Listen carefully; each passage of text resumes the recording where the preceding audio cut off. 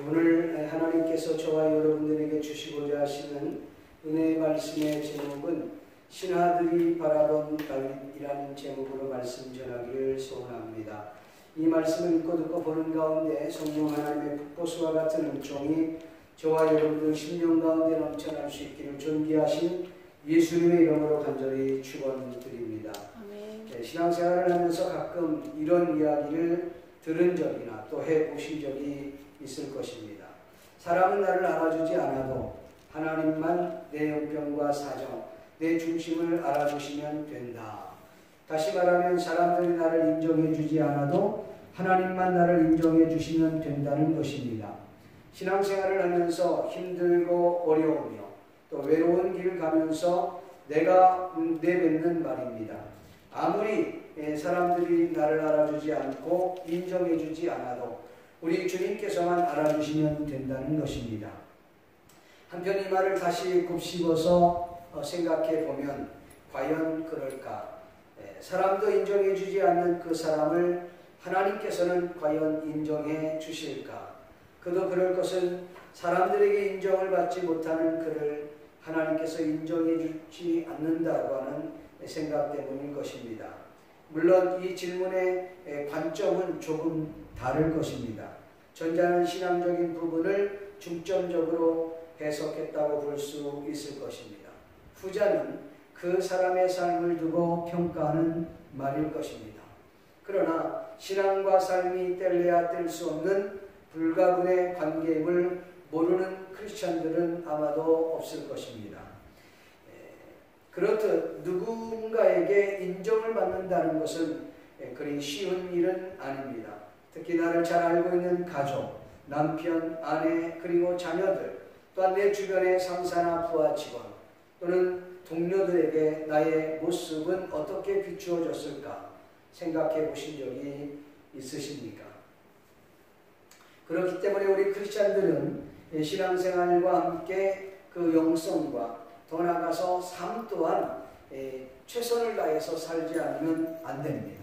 그러니까 믿지 않는 사람보다는 믿는 크리스찬들은 2배의 노력을 해야 인정을 받을 수 있다는 것입니다. 오늘 본문 말씀에 나오는 이스보셋 왕은 누구를 의지했을까? 이스보셋 왕은 이스라엘의 권력자, 실력자였던 아브넬을 의지했습니다. 성경에 보면 아브넬 외에 또 다른 사람들을 의지했던 것을 볼 수 있습니다. 정확한 표현은 되어 있지 않지만 이전에 보면 이스보셋에게는 2 지휘관이 있었으니 라고 한 것을 보면 이스보셋이 또 믿고 신뢰했던 군 지휘관들이 있었다는 것을 알 수 있습니다. 이처럼 이스보셋은 군사와 군 지휘관들을 의지했다는 말입니다. 사실 이스보셋 왕은 아브넬만 없으면 오히려 자기 마음대로 나라를 통치할 수 있을 것 같는데 그가 죽었다 함을 듣고 좋아한 것이 아니라 오히려 손이 맥이 풀렸다고 성경은 말씀하고 있습니다. 본문 1절을 보면 사울의 아들 이스보셋은 아브넬이 헤브론에서 죽었다 함을 듣고 손에 맥이 풀렸고 온 이스라엘이 논란이라고 말씀하고 있습니다. 이스보셋 왕에게 있어서 아브넬은 미워도 미워할 수 없는 존재였던 것입니다. 왜냐하면 그가 나라의 국방을 총책임지는 사람이었기 때문입니다. 이스보셋은 그를 무시할 수도 없었던 것이죠. 그러니까 이스보셋은 아브넬에게 있어서 아무것도 할 수 없었던 그런 무능한 존재였던 것을 우리는 알 수 있습니다. 어떻게 보면 마마보이와 같은 그런 존재인 거죠. 오늘날 많은 젊은이들이 그렇다고 그래요. 정말 그런지는 정확하게 모르지만 우화산지는 잘 모르겠지만 직장에 가서 부서를 결정하는데도 자기 마음대로 결정할 수 없어서 잠깐만요 하고 나가서 엄마에게 전화를 하고 나 어떤 부서가 좋겠냐고 그렇게 묻는다고 합니다. 참 안타까운 거죠. 어떻게 보면 이스보셋은 아브넬 없이는 아무것도 할 수 없는 그런 무능한 존재였음을 알 수가 있습니다. 어떤 사람을 의지하느냐에 따라서 그 사람의 인생도 결정이 됩니다. 그렇습니다. 오늘 본문을 보면 실력자를 믿고 능력자를 믿는다고 합시다. 그는 영원한 존재가 아니기 때문에 언제 어떻게 될지 모르는 유한한 존재랍니다. 유한한 존재는 항상 불안하다는 뜻입니다. 우리는 성공하면 만사형통하게 될 것이라는 미련을 버리지 못하고 삽니다. 과연 성공하면 그렇게 되는 것일까? 그렇다면 그 성공이란 무엇입니까? 부귀 영화를 누리면 성공했다고 할 수 있습니까? 높은 지위나 또 명예를 얻으면 성공한 사람이라고 말할 수 있습니까? 또 내게 손에 권력을 쥐고 있으면 성공했다고 말할 수 있습니까? 남보다 좀 더 쿨한 삶을 살면 성공했다고 말할 수 있는 것이냐는 거죠.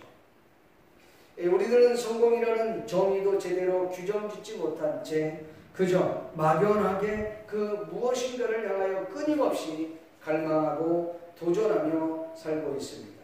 그러나 분명한 것은 이 세상에서 얻으려는 성공이란 마치 바닷물을 먹는 것과 같습니다. 아무리 목이 마르다고 해도 바닷물을 먹으면 목이 탑니다. 그래서 더 물을 찾게 되는 것이죠. 손에 권력을 넣으면 그 권력을 힘을 알기 때문에 더 많은 권력을 갖기를 원합니다. 돈을 벌면 지금보다 더 많은 돈을 벌기를 원한다는 것이죠. 이것이 세상적인 욕망인 것입니다. 그러나 영원히 변하시지 않으시고 우리를 죽기까지 사랑하시며 우리를 위해 십자가에 못 박혀 죽으심으로 말미암아 죄와 사망에서 우리를 건져주신 주 예수 그리스도를 의지하고 그분만을 믿는다면 우리의 영혼은 안전하게 되는 줄로 믿습니다. 사람들은 눈에 보이지 않는 것에는 별로 관심이 없습니다. 오로지 눈에 보여지고 손에 만져지고 피부로 느껴지는 부분만을 소중하게 생각하고 그 방향으로 계속 달려갈 뿐입니다. 사람들은 왜 그렇게 하는 것일까요? 불안하기 때문입니다. 오늘 본문에 나오는 이 이스보셋도 바로 그와 같은 심정이었을 것입니다. 아브넬이 죽고 난 이후에 불안했습니다. 그가 의지했던 사람은 눈에 보이는 권력자 아브넬이었기 때문입니다. 여러분은 누구를 의지하고 계십니까? 또 오늘 본문에서 우리가 봐야 될 것이 있는데 기회주의자였던 두 지휘관 바하나와 레갑입니다. 이 두 사람은 이스보셋 왕이 신뢰했던 두 지휘관이었습니다. 그러나 이들은 군대장관이었던 아브넬이 죽은 틈을 타서 자신의 영달을 위해 성공을 위해 한몫 잡기 위해서 이스보셋 왕을 배신하였을 뿐만 아니라 자신들이 섬겼던 왕을 죽이고 잔인하게 이스보셋의 머리를 베어 헤브론에 있는 다윗에게 가져갔던 것을 보게 됩니다. 그러니까 오늘 본문에 보면 이스보셋이 의지했던 이 아브넬은 어떻게 보면 그가 죽고 난 후에 그 이스라엘 땅에 질서가 무너졌다는 것을 우리는 알 수가 있습니다. 이 내용을 보는 순간 우리는 누구를 떠올리게 됩니까? 사무엘하 1장에서 아말렉 청년을 생각하지 않을 수 없습니다. 이 아말렉 청년은 사울의 죽음을 마치 자신이 죽였다고 거짓으로 다윗에게 고합니다. 그리고는 그 증거물로 왕관과 팔찌를 다윗 앞에 내밀었습니다. 아말렉 청년은 자신의 영달을 위해서, 자신의 성공을 위해서 그렇게 한 것입니다. 오늘 본문에 나오는 바하나와 레갑도 아말렉 청년과 유사한 사람들입니다. 그런데 그들의 결말 또한 똑같았습니다. 본문 5절부터 11절에 보면 그 내용이 나옵니다. 바로 이 두 아들 레갑과 바하나가 한낮에 이스보셋 왕궁을 찾아가는데 그때 마침 이스보셋이 낮잠을 자고 있었습니다. 침실에서 낮잠을 자고 있었던 것이죠. 거기에 궁녀들이 있었는데 그 궁녀들이 마침 밀을 내려갔을 때 그때 그 틈을 타서 이스보셋을 찔러 죽이고 그의 목을 베어가지고 결국은 다윗에게로 가게 됩니다. 그리고는 그들이 다윗을 찾아가서 이렇게 말하죠. 왕이여, 당신의 목숨을 해치렸던 원수 사울의 아들 이스보셋의 머리가 여기 있습니다. 여호와께서 오늘 왕의 원수를 갚으시어 사울의 부자에게 벌을 내리셨습니다. 그러자 다윗이 이 레갑과 바하나 형제를 향하여서 이렇게 이야기합니다. 아마도 이 둘은 칭찬을 얻을 줄 알았습니다. 어쩌면 높은 지위를 얻을 줄 알았습니다. 그런데 다윗이 말하기를 수많은 위험 상황 속에서 그때그때마다 내 목숨을 건져주신 여호와 앞에서 맹세하노니 전에도 희소식이나 되는 줄 알고 사울의 죽음을 전해주었던 자가 있었느니라. 그때 나는 그 소식을 가져온 대가로 그 자를 잡아 시글락성에서 처형하였다. 그런데 너희는 참으로 고약한 놈들이다 라고 이야기한 거죠. 잠자리에서 누워있는 그 무고한 사람을 죽였으니 내가 그대로 너희를 둘성 싶으냐. 나는 이제 너희 둘을 죽여 그 원한을 풀어주고 너희 같은 자들을 이 땅에서 시도 남기지 아니하리라. 이런 의미로 이야기합니다. 그리고는 가까이 있는 젊은 호위병에게 그 둘을 죽이고 그의 손과 발을 잘라서 헤브론 목가에 매달게 하였던 것입니다. 그리고 주군을 배신했던 이들을 통해서 일벌백계 한 내용입니다. 여기서 우리는 아브넬이 이스보셋을 배반하고 또 다윗에게 이 나라를 바치겠다고 한 이 아브넬의 처신에 대해서는 우리가 어떻게 봐야 되냐. 분명한 아브넬은 그 왕 이스보셋을 배신한 것은 맞습니다. 오늘 성경에 보면 이 아브넬은 자신의 군주의 후궁을 취한 행동은 결코 용납될 수 없고 옳은 행위라 말할 수 없습니다. 그 행동은 분명 책망받아야 마땅한 것입니다. 그러나 그가 자신의 영달이나 자신의 성공을 위해서 이스라엘을 다윗에게 돌린 것이 아니라는 것입니다. 오로지 그는 하나님의 뜻을 이루기 위했던 것을 우리는 발견할 수 있습니다. 사무엘하 3장 9절 10절 말씀에 보면 이렇게 말씀합니다. 여호와께서 다윗에게 맹세하신 대로 내가 이루게 하지 아니하면 하나님이 아브넬에게 벌 위에 벌을 내리심이 마땅합니다.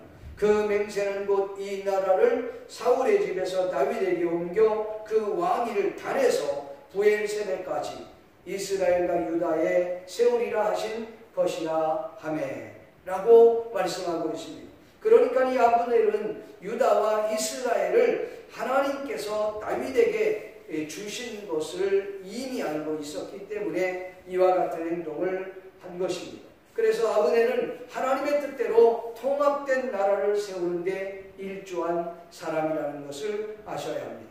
이렇게 하나님께서는 때로는 당신의 거룩한 뜻을 세우기 위해서 이와 같이 이 아브넬 같은 사람을 통해 일을 하신다는 것을 우리가 알 수가 있습니다. 또한 성경에 보면 사무엘상 3장에 보면 3장 19절에 보면 이런 말씀이 있습니다.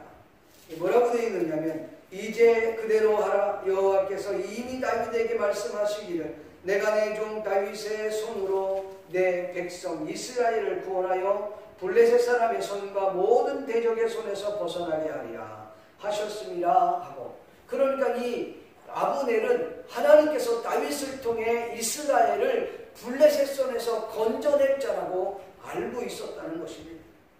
그렇습니다. 그래서 그를 사용했다는 것이죠. 자, 그 다음에 우리가 하나 봐야 될 부분은 이 다리를 저는 요나단의 아들 무비봇에 대한 이야기입니다. 본문 4절을 함께 읽어보기를 원합니다. 사울의 아들 요나단에게 다리 저는 아들 하나가 있으니 이름은 무비봇이라. 전에 사울과 요나단이 죽은 소식이 이스라엘에서 올 때에 그의 나이가 5살이었는데 그 유모가 안고 도망할 때 급히 도망하다가 아이가 떨어져 절개 되었더라고 했습니다.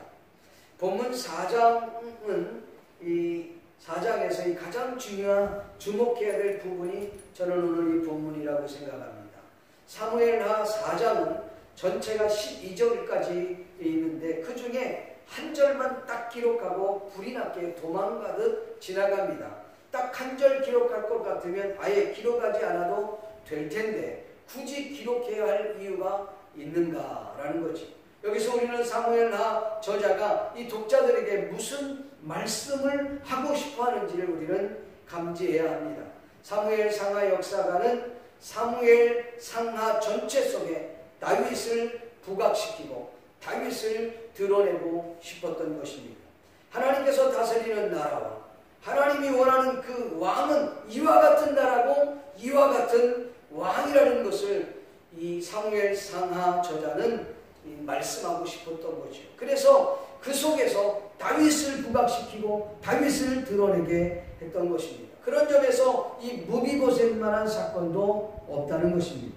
그래서 이 저자는 잠깐 무비보셋을 언급하고 난 이후에 이 사람에 대해서 자세하게 다루겠다고 하는 것이 오늘 본문에서 우리가 감지할 수 있는 내용입니다. 어떻게 보면 엑스트라와 같은 존재입니다만 엑스트라 가운데서도 그 무게감과 존재감으로 따지면 아주 중요한 인물이라는 것이죠. 그래서 이 저자는 미리 무비보셋에 대해서 쓰고 있는 것입니다. 이 부분은 다윗과 요나단의 아들 무비보셋을 이후에 깊이 다루겠다고 하는 워밍업 작업이었던 것입니다. 그러면 이스보셋을 죽인 이 바하나와 레갑의 이 두 사람의 이야기는 어떻게 봐야 되냐? 오늘 본문의 이런 관점에서 보아야 되는 것이죠. 그래서 그렇게 중요한 인물이 아니니까 그냥 지나가도 될 법한데 이 두 사람에 대한 얘기를 언급하면서 다윗을 부각시키는데 중요한 엑스트라였다는 것을 우리는 알 수가 있습니다. 여러분 사무엘하 저자는 하나님의 나라와 그 영광을 위해서 다윗을 비롯해서 수많은 엑스트라를 사용하고 있는 것을 저와 여러분들도 이 땅에서 하나님의 나라와 영광을 위한 다윗과 같은 배역의 주인공들이 되기를 바랍니다. 그래서 하나님께서 필요에 따라서 많은 엑스트라를 사용하셔서 우리를 통해 하나님의 나라와 그 영광을 돌리는데 현 시대뿐만 아니라 후대의 그 후손들의 일까지 영광의 도구로 쓰임받는 저와 여러분이 될 수 있기를 주님의 이름으로 간절히 축원합니다. 성경에는 보면 두 가지 길이 나옵니다. 하나는 여로보암의 길 내지는 아합의 길이라는 길입니다. 이들은 철저하게 하나님의 영광을 가리우고 자신의 영광만을 구하고 자신의 성공만을 구하다 결국은 죄악의 길로 들어선 길이라는 것이죠. 둘째는 다윗의 길입니다. 이 다윗의 길은 하나님의 나라와 그 영광을 위해서 정말 하나님이 나의 진짜 왕이라는 것을 고백하고 진짜 왕은 하나님이십니다라고 고백하고 선포하고 그분을 높이는 길이 바로 다윗의 길입니다. 이 길은 영광의 길이요 승리의 길이요 축복의 길임을 잊지 않기를 주의 이름으로 축복합니다. 저와 여러분들은 이 축복의 길로 나아가기를 전귀하신 예수님의 이름으로 축복합니다. 자, 신하들의 눈에 비추었던 이 다윗의 모습은 어땠을까? 또한 우리가 보는 다윗의 인물은 어떤 인물일까? 본문을 통해서 한번 생각해보는 시간을 갖기를 원합니다. 먼저 이 다윗은 일관성 있는 신앙을 소유했던 사람입니다. 신앙생활을 하다 보면 참으로 많은 분들을 만나고 경험하게 됩니다. 그런데 많은 분들의 신앙을 보면 그 신앙의 높낮이가 심한 것을 봅니다. 굴곡이 심하다는 것이죠. 조금 표현이 거칠기는 하지만 변덕이 죽을 듯 오르락내리락 한다는 말입니다.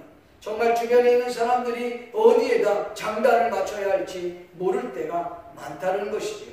조금은 진득하게 하나님의 뜻을 구하면서 롱런할 수 있는 신앙의 자세가 필요합니다. 단기 육상 선수가 아니라 42.19km를 달리는 마라토너와 같이 자신의 페이스를 유지하면서 주변의 사람이 어떻게 달리든 개의치 않고 달려가는 신앙의 자세가 필요하다고 하는 것입니다. 일로 따지면 장인정신과 같은 것이죠. 신앙에도 이와 같은 장인정신이 아쉽다는 것입니다. 다윗의 경우를 보면 그가 어렸을 때부터 그 하나님을 경외하는 그 마음, 그 신앙의 변함이 없는 것을 우리는 발견하게 됩니다. 그가 목동 시절 때나 왕궁에 있을 때나 아니면 망명 생활을 하고 있을 때나 그가 나아가서 헤브론의 왕이 되었을 때나 그가 하나님을 경외하는 그 경외심은 변함이 없었음을 우리는 발견하게 됩니다. 요사이 젊은이들이 취직하기가 얼마나 어려운지 하늘의 별 따기처럼 어렵다고 합니다. 젊은 세대들이 이와 같은 유행어가 있다고 하는데 여러분들이 들어보신 적이 있는지요? 한 직장에서 5년, 6년 정도 오랫동안 일을 하는 친구들은 능력이 없는 친구로 여긴다고 합니다. 왜냐하면 능력이 있으면 벌써 스카웃 되어서 다른 데로 옮겨간다는 것, 부서를 옮기든지 회사를 옮겨간다는 것이죠. 그러나 능력이 없기 때문에 그 자리를 뭉개고 있다고 하는 말입니다. 옛말에 천직이라는 말 그 자체가 없어진 지 오래됐다고 합니다. 글쎄요, 이 말이 꼭 맞는다고 말하기는 어렵겠지만 현재 우리가 살고 있는 이 사회가 변해가고 있는 것만큼은 분명합니다. 자신에게 맡겨진 일에 최선을 다하면서 묵묵히 그 길을 가시는 분들이 존경받는 인격 중시의 사회에서 자주 스카웃되면 능력자라고 칭호를 얻는 능력 위주 사회, 능력자가 존중받는 사회가 되어가고 있습니다. 능력자가 아니면 소외되거나 낙오되는 그런 사회로 변화되어 가고 있다는 말입니다. 여러분, 진정한 아름다운 공동체 사회란 무엇일까요? 그 사람의 인격이 어떻든 중요하지 않습니다. 그 사람이 누리고 있는 그 성공, 그 사람이 누리고 있는 그 부귀와 영화, 그것이 그를 평가하는 사회가 된다면 그것은 옳은 사회, 정의로운 사회는 아닐 것입니다. 많은 젊은이들이 보여지는 부분에 너무 관심이 있기 때문에 성공, 부귀에 촉각을 세우고 있어서 아쉽기만 합니다. 반면에 성공과 부를 축적한 이들을 소위 부르주아 계급으로 취급하는 사회는 옳지 않습니다. 자본가들이 서민들이나 가난한 자들의 피와 땀을 착취하여 성공과 부를 축적한 존재로 몰아가는 사회가 되어서는 절대 안 된다는 것입니다. 한국이 이와 같은 이 좌파적 사고를 가지고 나라를 운영하거나 또는 더욱더 안 된다는 것이죠. 언젠가는 대기업을 막 쥐어대고 그 한 기업에 5, 6번씩이나 감찰원을 보내고 그래서 모든 그 업무를 마비시킬 정도까지 됐는데 지금은 힘들고 어려워지니까 대기업들을 불러서 그들에게 경제 살리기에 도우라고 외치는 것은 여러분 어불성설이라고 하는 사실입니다. 지금 이런 와중에서도 어느 모 대기업은 모여서 총파업을 한다는 그런 이야기를 들을 때 참으로 안타깝기만 합니다. 오히려 성공과 부를 축적하기 위해서 얼마나 많은 땀과 눈물, 그들의 수고와 노력을 했는지를 우리는 깊이 생각하고 그들을 존중하는 사회가 아름다운 사회입니다. 여러분, 쉬운 일은 아니겠습니다. 그러나 성공과 부 그리고 인격을 갖추면 금상첨화와 같다고 생각합니다. 성공했지만 겸손하고 부를 축적했지만 헐벗고 외로우며 소외된 이들을 돌아보며 나누는 인격을 갖추기란 쉽지 않을 것입니다. 이런 사회가 아름다운 사회이죠. 그래서 기부를 많이 하는 사회가 아름다운 사회, 공의로운 사회, 정의로운 사회라고 말할 수 있습니다. 여러분 기억해 두십시오. 이 땅에서 절대로 파라다이스는 없습니다. 천국과 같은 곳을 만들려고 노력하는 것뿐이지 진정한 파라다이스를 꿈꾸는 것은 자유이지만 그것을 실현하겠다는 것은 교만과 아집인 것입니다. 인간은 죄성을 갖고 있기 때문에 이와 같은 것은 불가능한 것입니다. 쉬운 일은 아니지만 성경에 나오는 이 다윗의 인물이 바로 일관성을 갖고 있는 인물임과 동시에 그는 성공과 인격을 갖춘 사람이었습니다. 신하들이 보는 이 다윗은 권위가 있으면서도 따뜻한 사람이었습니다. 성공은 했으나 거만하거나 교만하지 않았습니다. 높은 위치, 지위를 가졌으나 언제나 연약한 자, 또 아래에 있는 사람들을 생각하며 상대방의 입장을 고려했던 인물입니다. 더 나아가 하나님의 공의에 대해서는 엄격했던 사람임을 우리는 발견하게 됩니다. 여러분 한번 생각해 보십시오. 아말렉 청년을 생각해 보십시오. 어쩌면 거짓으로 사울의 죽음을 구했지만 아말렉 청년을 죽였던 그 젊은 이 신하, 그 신하가 오늘 이 본문에 나오는 마아나 그리고 레갑을 또다시 죽였을지도 모릅니다. 왜냐하면 사울의 그 사건은 그다지 오래된 사건이 아닙니다. 여러분, 호위병을 자주 바꾸는 법은 없습니다. 그렇기 때문에 다윗의 주변에 그 젊은 호위병들이 그토록 오래 있었을 확률이 높다는 거죠. 아니, 그들이 아니라 할지라도 아마 그 다윗의 그 친위대 그 근처에는 높은 관직을 가지고 그들이 있었을지도 모르겠어요. 또 다른 사람이 있었다 할지라도 다윗에 대해서는 누구보다 더 잘 알 수 있는 사람들이 그 측근에 있었다는 것이죠. 왜냐하면 망명생활 때부터 다윗을 보아왔기 때문에 그들이 본 이 다윗은 그때마다 이 헤브론의 왕이 되어 소위 사람들이 생각하는 성공을 자부했던 사람이었음에도 불구하고 그는 인격을 소유했던 사람이었습니다. 인격을 갖췄던 사람이었습니다.